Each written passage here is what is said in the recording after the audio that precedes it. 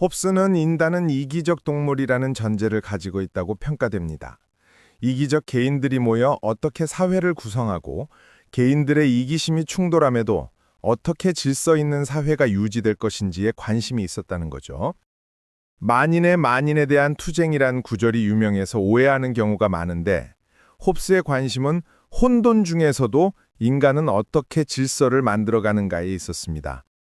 당시는 중세가 끝나면서 진리를 신이 판단하는 세계가 무너져가고 있었고 갈릴레이, 뉴턴 등 자연과학자들 역시 신중심 세계관을 하나씩 무너뜨려가던 시대입니다.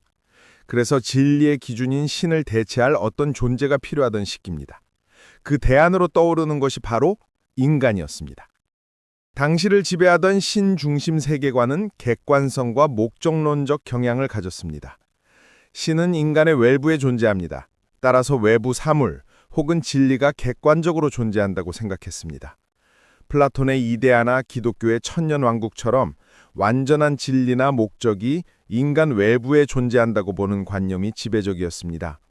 인간을 이데아나 천년왕국을 지향하는 존재로 보는 목적론적 세계관이 지배했던 겁니다. 그런데 신의 존재가 점차 부정되고 인간이 그 자리를 대체하면서 과연 객관적 진리라는 것은 존재하는가? 인류는 특정 목적을 향해 나아가고 있는가에 대한 근본적 회의가 들기 시작한 겁니다.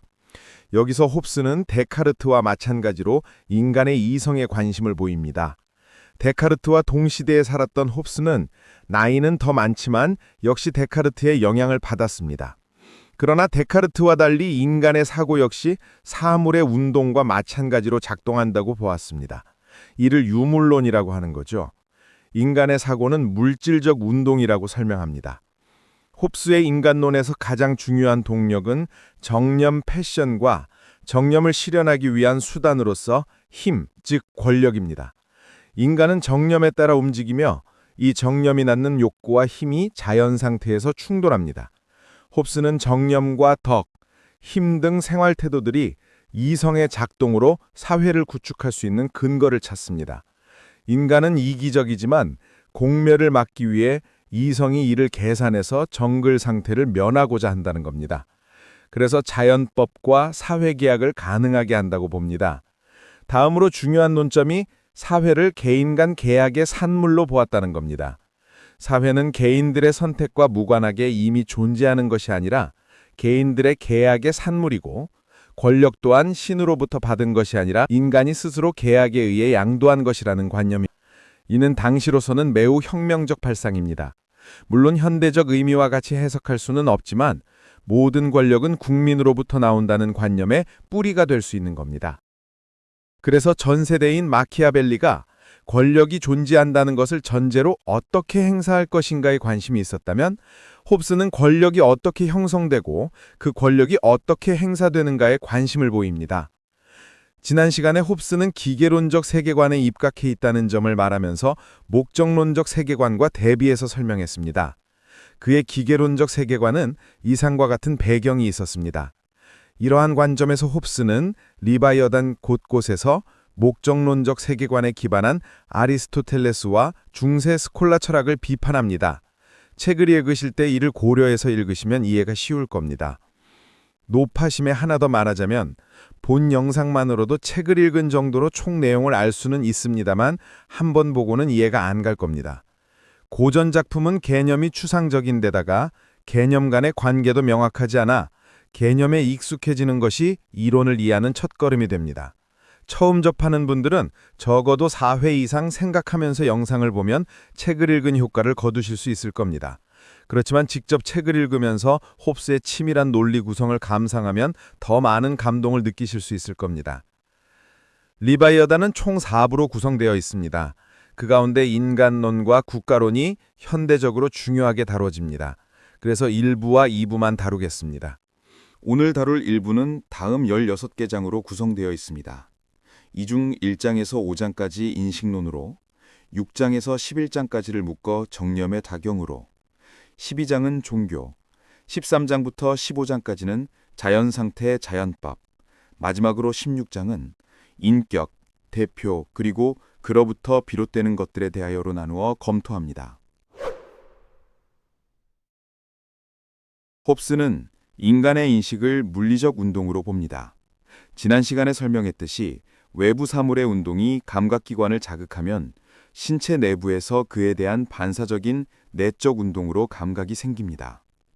외부 자극을 단지 수용하는 것이 아닌 내적인 물리적 운동으로 보는 유물론적 관점인 거죠. 외부 자극이 사라지면 남는 운동이 상상입니다. 그래서 홉스는 이를 감각의 쇠퇴, decaying sense라 부릅니다. 촛불을 끈 후에도 잔상이 남는 것처럼 감각이 사라진 뒤 남는 흔적을 말합니다. 상상이 반복되면 기억이 되고 기억이 축적되면 경험이 됩니다. 이 일련의 운동이 인간의 사고라고 합니다. 인간의 사고는 토트, 정신활동이 아니라 상상의 연속된 흐름입니다. 외부 자극으로 내부에서 일어난 반응의 잔상이 상상을 구성하고 상상이 다른 상상과 연결되어 하나의 계열을 이룬다는 말입니다. 우리가 무언가 생각할 때 연상을 하는데 첫 번째, 전후의 상상이 일관성이 없는 유도되지 않은 사고 계열이 있습니다. 앞뒤의 상상이 일관성이 없는 경우죠. 두 번째, 욕구나 의도에 따라 규제된 사고 계열이 있습니다. 어떤 욕구나 의도에 따라 전후의 상상이 연관성을 갖는 경우입니다. 이 경우에는 원인을 탐구하거나 결과를 탐구하는 형식을 취합니다. 홉스는 존재하는 것은 현재의 운동뿐이라고 합니다. 과거는 기억 속에만 존재하고 미래는 존재하지 않습니다.